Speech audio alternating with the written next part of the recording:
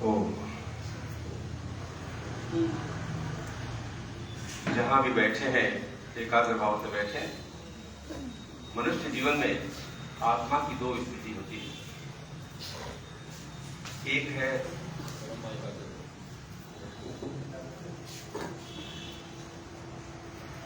एक है आत्मा की स्थिति कि व्यक्ति अंतर्मुखी होता है, यानी जब आत्मा केवल परमात्मा भाव से सक्रिय रहती है तो ऐसी स्थिति क्या कहते हैं, अंतर्मुखी। और दूसरी स्थिति में आत्मा जो है बाह्य विषयों में वो क्रियाशील रहती है, मन, बुद्धि, सांसारिक, भौतिकता आदि। तो सत्संग में हमें जो है अंतर्मुखी होकर के बैठना चाहिए, यानी आप हैं और परमात्मा है। क्योंकि यहाँ पर चर्चा जीवन के लक्ष्य की होगी। और अभी आप बड़ा सुंदर भजन सुन रहे थे। इन सारी बातों का मकसद क्या है?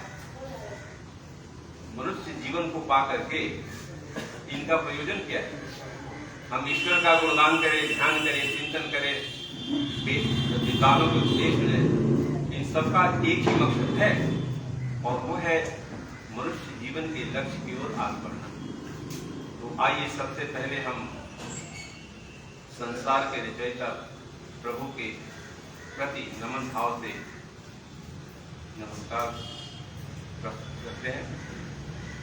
रीढ़ की हड्डी सीधी कर लें और नेत्रों को मूंद लें। एकाग्र भाव।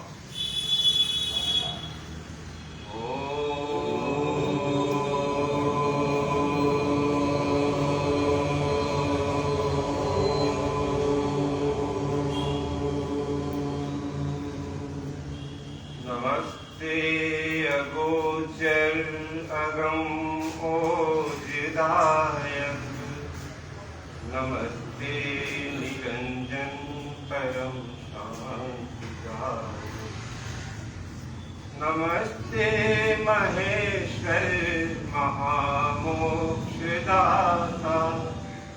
नमस्ते विभो विश्वव्यापी विधाता, नमस्ते सदा सच्चिदानंद स्वामी, नमस्ते नियंता नमामि नमामि, नमस्ते नियंता नमामि नमामि। वेद मंदिर के धर्माचार्य श्री सरदार सिंह जी, वेद मंदिर के अन्य स्त्री सम्मानित पदाधिकारियों, सदस्यों, आज के सत्संग में आए हुए मातृशक्ति सज्जनों, हमने मनुष्य योनि को पा तो लिया, लेकिन बहुत कम लोग इसके लिए जागरूक रहते हैं कि हमारे जीवन का लक्ष्य क्या है। और अगर उस लक्ष्य को हम नहीं पाते हैं तो हमारा जीवन इनकम्प्लीट है, ध्यान दीजिए, अधूरा रह जाता है। यानी फिर दोबारा आप जो है जो अन्य योनियां हैं उनमें भ्रमण कितना बड़ा अनर्थ हो जाता है। इसीलिए मनुष्य योनि जो है, human life is a golden chance to achieve that supreme power. उस सर्वशक्तिमान परमात्मा को पाने के लिए मानव योनि ही एकमात्र शुभ अवसर है। तो इस लक्ष्य को पाने के लिए हमारे प्रयास तो रहता है, लेकिन इसमें कई बाधाएं भी आती हैं। जीवन में पहली बाधा है और वो है कि हम भौतिकता में, सांसारिकता में, सांसारिक चकाचौंध में इस कदर खो जाते हैं कि हमें इस बात भूल ही जाते हैं कि हमारा जीवन का उद्देश्य कुछ और भी।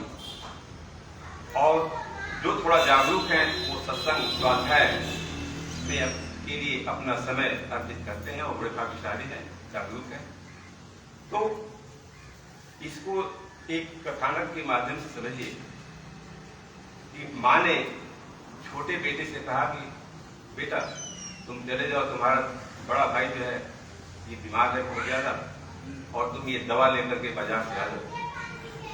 तो वो छोटा बेटा जो है बाजार में चला गया, उस दिन रास्ते में एक जगह जो है एक मदारी जो है वो खेत दिखा रहा था उसका बंदरों का। वो बालक वहां पर खड़ा होकर के और उस मदारी का बंदरों का तो जो है खेत देखने लगा। और वो इस कदर हो गया कि 2 घंटे के बाद जब मदारी ने अपना खेल और बंदरों का डांस खत्म किया तब जाके उसको ध्यान आया कि वो मैं तो दवा पी गया। ध्यान दीजिए, हमारी भी स्थिति यही होती है। हम भौतिकतावाद में इस कदर हो जाते हैं कि हमें इस बात का ध्यान ही नहीं रहता कि हमारे जीवन का लक्ष्य क्या है, हम उस लक्ष्य की तरफ कितना बढ़े। तो दूसरी बाधा है कि लक्ष्य के स्वरूप को न जानना। हमारे जीवन का लक्ष्य क्या है? ईश्वर की प्राप्ति। ध्यान दीजिए, और किसी भी लक्ष्य को जानकर ही आदमी लक्ष्य तक पहुंच जाता है। आप बॉम्बे जा रहे हैं तो आपका लक्ष्य है कि हमें फला व्यक्ति से मिलना है, हमारा फला कार्य। इसी तरह से मानव जीवन में चलते हुए जब आप सदैव जागरूक रहेंगे कि हमारा लक्ष्य जो है ईश्वर प्राप्ति है, तो ईश्वर के स्वरूप को जानने का प्रयास करेंगे। और इस प्रसंग में स्वामी दयानंद जी ने आर्य समाज के दूसरे नियम में बहुत स्पष्ट बात कह दी कि एक सर्वाधार सर्वशक्तिमान सर्वंतर्यामी परमात्मा की ही भक्ति उपासना करनी चाहिए। तो एक कवि ने बड़ा सुंदर कहा है, आइए थोड़ा सा सुनते हैं, अपने मन को एकाग्र करते हुए परमात्मा के स्वरूप का वर्णन। मन उसी की करो प्रार्थना, मन उसी की करो प्रार्थना, मन उसी की करो प्रार्थना, सारी दुनिया को जिसने रचा, मन उसी की करो प्रार्थना, मन उसी की करो प्रार्थना। प्राण दाता है जो, जग त्राता है जो, पिता माता सहायक विधाता है जो, प्राण दाता है जो, जग त्राता है जो, पिता माता सहायक विधाता है जो, जिसका आश्रय है सबसे बड़ा, मन उसी की करो प्रार्थना, मन उसी की करो प्रार्थना। जो है आनंद स्वरूप, जो है शांति स्वरूप, सर्वशक्ति है जो, जो है ओजस स्वरूप, जो है आनंद स्वरूप, जो है शांति स्वरूप, सर्वशक्ति है जो, जो है ओजस स्वरूप, जिससे रोशन है सारा जहां, मन उसी की करो प्रार्थना, मन उसी की करो प्रार्थना। कवि ने उस परम प्रार्थी परमात्मा, वही उसी के साथ ये परम शब्द लगता है। ध्यान दीजिए, परम आत्मा जो परमात्मा है उसके प्रति कितना सुंदर ये रचना दिया है। और यही बात स्वामी जी ने लिखा है। मुसीबत ये है कि लोग भक्ति जरूर करते हैं लेकिन परमात्मा यानी ईश्वर के सत्य स्वरूप से अनभिज्ञ होते हैं तो उसका सही परिणाम नहीं आता। सामवेद के एक मंत्र में बड़ा सुंदर जो है उस प्रभु के स्वरूप का वर्णन किया गया है। आइए थोड़ा सा उसका दिग्दर्शन करते हैं। तो ये मंत्र कहता है, त्वं इंद्र अभिरुचि, त्वं सूर्यं अभिरोच, विश्वकर्मा विश्वदेव महान असि। तो इस वेद मंत्र में कहा गया है, उपासक कहता है, त्वं इंद्र अभिभूः असि, हे प्रभु आप परम ऐश्वर्यवान, और अपने सामर्थ्य से सबको पराजित करने वाले। त्वं सूर्य अभिरोचय, सूर्य, नक्षत्र, चंद्रमा, ज्योतिष पिंड जितने भी हैं उन सबको आप जो है प्रकाशित करने वाले। विश्वकर्मा विश्वदेव, आप संपूर्ण सृष्टि की रचना करने वाले हैं और संसार में जो शिल्प क्रिया होती है, जो रचनाएं होती हैं, उनको भी उनके अंदर दिव्यता प्रदान करते हैं।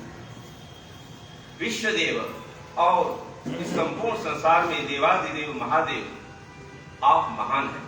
तो देखिए इस वेद मंत्र में स्पष्ट कहा है कि एक परमात्मा जो है, जिसे विश्वकर्मा भी कहा गया है, वो उसकी ही उपासना करनी चाहिए। तो पहली जागरूकता यह है कि आप भाग्यशाली हैं कि एक सर्वाधार ईश्वर की ही उपासना करते हैं। पहली बात नहीं, वरना ये भटकाव देखिए आप हमारे सनातन धर्मावलंबी में, तो इसके लिए आपको धन्यवाद करना चाहिए इस परमात्मा को। दूसरी बाधा जो आती है कि जब हम सत्य स्वरूप परमात्मा की जान करके उस लक्ष्य की ओर बढ़ते हैं, तो फिर हमारा जो आचरण है, व्यवहार है, वो ईश्वरीय नियमों के अनुकूल होता है।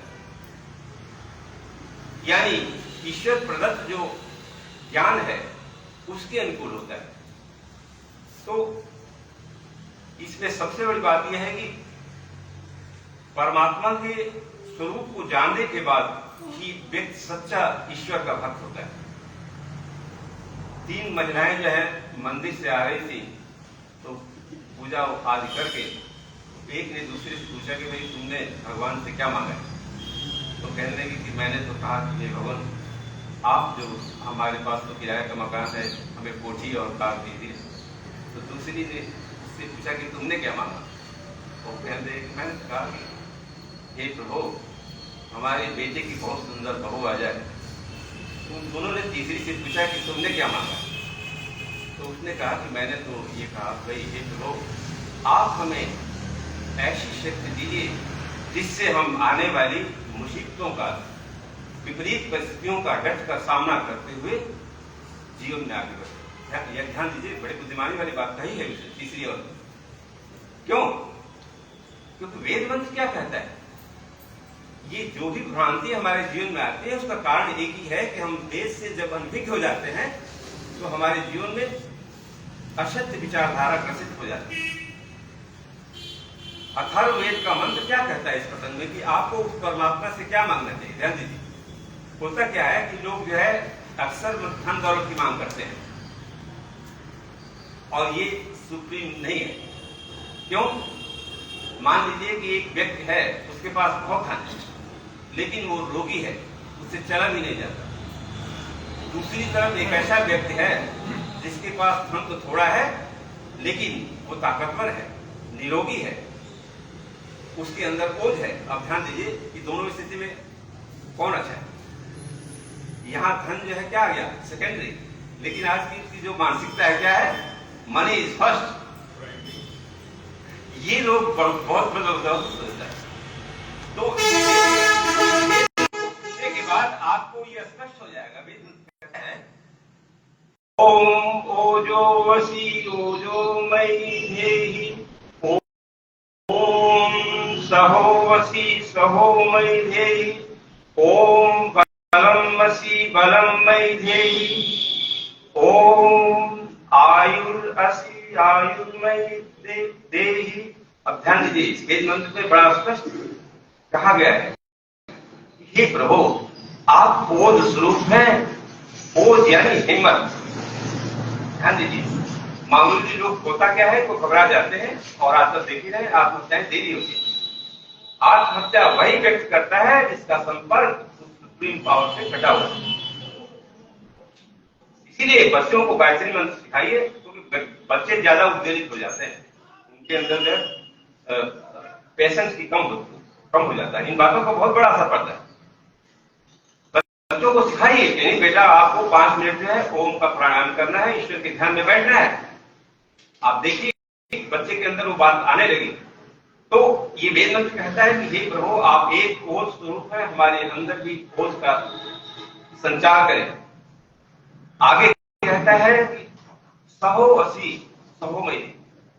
हमारे अंदर सहनशीलता यानी पेशेंस, ये बहुत बड़ी बात होती है। हमारे महापुरुषों के जीवन को देखिए, हमारे अंदर सहनशीलता हो। ओजो वसी ओजो मई सहो वसी सहो मई धेहि बलम वसी बलम मई धेहि। आप सर्वशक्तिमान है, शक्ति स्वरूप है, हमारे अंदर भी शक्ति का सुंदर है। जब भी आप संदर्भ में बैठे तो स्पष्ट बोले कि ये परमात्मा आपके द्वारा प्रदत्त शक्ति हमें निरंतर प्राप्त हो रही है। देखिए इससे बहुत प्रैक्टिकल असर पड़ता है। आप बिल्कुल बोल करके जरा देखिए कितना परिवर्तन है, क्योंकि जैसी संगत वैसी रंग। ईश्वर का भक्त कभी जो है आत्मिक रूप से कमजोर नहीं रहता। महापुरुषों का उदाहरण है हमारे जब सामने। तो अंत में कहता है आयु असली आयु में प्रभु आप प्राण शक्ति देने वाले हैं, हमें भी हमारे अंदर भी प्राण शक्ति। तो वो जो औरत ने, तीसरी औरत ने कहा था कि हमने यही मांगा कि हे प्रभु आप हमें ऐसी शक्ति दीजिए जिससे हम सांसारिक बाधाओं को, आने वाली आपदाओं का डट कर मुकाबला करते हुए जीवन में आगे उसने जो है उस परमात्मा से सही सी मांगा। तो ये हमें इस बात की तरफ देखना चाहिए। तीसरी जो बाधा है वो है परमात्मा से मिलने के लिए परमात्मा के स्वरूप सबसे बड़ी प्राथमिकता है कि आपकी स्थिति जो है शुद्ध होना चाहिए, यानी जीवात्मा परमात्मा शुद्ध होना चाहिए। अब यहाँ पर ध्यान देने की बात है कि परमात्मा जो है स्वतः ही शुद्ध स्वरूप है। परमात्मा जो है वो परम पवित्र है, ध्यान दीजिए। और हम जीवात्मा जो है हम शुद्ध नहीं है। आपने साफ कपड़े पहन लिए, बहुत सुंदर जो है साबुन से स्नान भी कर दिया, लेकिन अगर आप सोचते हैं कि मैं शुद्ध हूं तो ऐसा नहीं। अगर आपके जीवन में अज्ञान है, अविद्या है या दुर्गुण है तो इसका मतलब आप अपवित्र हैं और परमात्मा के सानिध्य में जाने के हकदार नहीं है। तो उस परम पिता परमेश्वर के आश्रय में जाने के लिए जरूरी है कि हमारे अंदर भी शुद्धि हो, बाह्य शुद्धि और अंतर शुद्धि दोनों ही। इसीलिए वेद का जो उपासना मंत्र आता है विश्वानि, वो इसी बात की वो संकेत है। तो कहने का आशय ये है कि हम अब उस परमात्मा से जब शक्ति की याचना करते हैं तो हमारे अंदर भी शक्ति आती है। हम विघ्न बाधाओं को दूर करने में उस परम पिता की सहायता के साथ आगे बढ़े। तो इसी कवि ने बड़ा सुंदर कहा है, आइए थोड़ा सा इसी भावना से आप भी उस प्रभु से मांग करें। ऐसी शक्ति करो प्रदान हमें, हे शक्ति के भंडार प्रभु। ऐसी शक्ति करो प्रदान हमें, हे शक्ति के भंडार प्रभु। अन्याय अभाव मिटा देवे, होने ना दे अत्याचार प्रभु। अन्याय अभाव मिटा देवे, होने ना दे अत्याचार प्रभु। चिंतित ना होवे जरा सा भी, चाहे उठ जाए संसार प्रभु। चिंतित ना होवे जरा सा भी, चाहे उठ जाए संसार प्रभु। है सब कुछ साथ हमारे अगर, है हम पर आपका प्यार प्रभु। ऐसी शक्ति करो प्रदान हमें, ये शक्ति के भंडार प्रभु। कितनी सुंदर बात कही है स्वामी जी के जीवन से। देखिए ना, वो कहते हैं स्पष्ट कि मैं तुम्हारी बात मानूं या उस सुप्रीम पावर की बात मानूं। लोग कहते हैं तुम्हारी भाषा में, मैं तो ईश्वर से डरता हूं। अगर तुम दुनिया से मैं नहीं डरता, बोला भी चाहिए। तो ये सच्ची भक्ति का परिणाम होता है। दुख देख पसीजे दुनिया का, करे दीनों पर उपकार प्रभु। दुख देख पसीजे दुनिया का, करे दीनों पर उपकार प्रभु। निर्बल असहाय अनाथों की, रहे सेवा में तैयार प्रभु। निर्बल असहाय अनाथों की, रहे सेवा में तैयार प्रभु। ऐसी शक्ति करो प्रदान हमें, ये शक्ति के भंडार प्रभु। परवाह नहीं किंचित चाहे, आए संकट विकट हजार प्रभु। परवाह नहीं किंचित चाहे, आए संकट विकट हजार प्रभु। हंसते हंसते मृत्यु का भी, करे आलिंगन स्वीकार प्रभु। ऐसी शक्ति करो प्रदान हमें, ये शक्ति के भंडार प्रभु। हृदय में प्रेम की बीना के, सब मिले हुए हों तार प्रभु। हृदय में प्रेम की बीना के, सब मिले हुए हों तार प्रभु। जो सुन ले वही हित आए, ऐसा हो स्वर झंकार प्रभु। ऐसी शक्ति करो प्रदान हमें, ये शक्ति के भंडार प्रभु। अन्याय अभाव मिटा देवे, होने ना दे अत्याचार प्रभु। तो परमात्मा से हमें क्या मांगना है, ये वेद मंत्र स्पष्ट करता है, मैं नहीं कर रहा हूं। तो कारण एक ही है, हम वेद ज्ञान को जीवन में आत्मसात करें। इसी प्रसंग में गीता में भगवान कृष्ण ने बड़ी सुंदर बात कही, नहीं ज्ञाने परिश्रम सदृश्यम ने विविधते। आपने साफ सुथरे कपड़े पहने जरूर है, लेकिन अगर आपके जीवन में परमात्मा प्रदत्त सत्य ज्ञान नहीं है, सत्य विचार नहीं है, तो गीता स्पष्ट कहती है कि परमात्मा के ज्ञान से पवित्र करने वाली दुनिया में कोई भी ऐसी वस्तु नहीं है।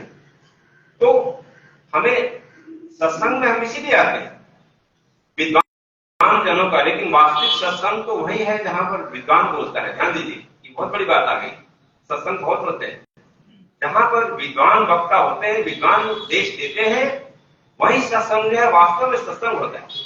क्योंकि विद्वान जो है वो परमात्मा प्रदत्त उसका जो कनेक्शन है वो परमात्मा शक्ति से होता है। आप स्वामी दयानंद जी के जीवन को देखिए, बड़े बड़े जो आप पुरुष हैं उनके पीछे कारण क्या है? एक ही सबसे बड़ा कारण है, क्योंकि उनका कनेक्शन जो है उस परमात्मा से, उस सुप्रीम पावर से बना हुआ। तो जिस सत्संग में वेद के विद्वान अपना विचार रखते हैं, वही सत्संग वास्तव में सत्संग, क्योंकि वो सत्य स्वरूप परमात्मा के विचार को ही विद्वान रखता है। इसीलिए वेद मंत्र में विद्वान के गुणों का वर्णन बहुत ही सुंदर ढंग से किया। अनिमिषंतो अरणहा विहत देवासो अमृतत्व मानस ज्योतिरसमाया अहो अनागसो वर्षमाणम बसते स्वस्थे। ध्यान दीजिए, वेद मंत्र क्या कहते हैं? जो सदैव मानव मात्र के कल्याण के लिए जागरूक रहता है।